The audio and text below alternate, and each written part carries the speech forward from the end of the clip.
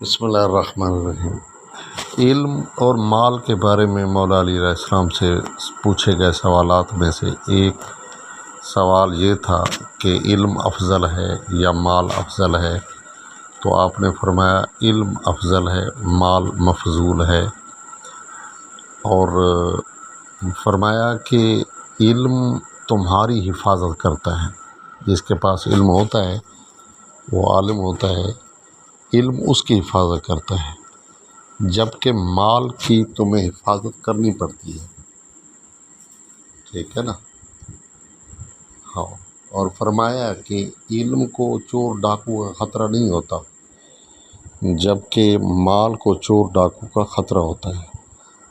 علم چرایا نہیں جا سکتا، علم انسان کی حفاظت کرتا ہے، مال کی حفاظت انسان کو خود کرنی ہوتی ہے۔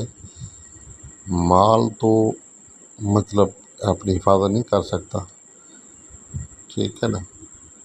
اس لیے علم جو ہے وہ حاکم ہے، علم عظمت میں بلند ہے، مال جو ہے عظمت میں بہت کم ہے اس کے مقابلے میں۔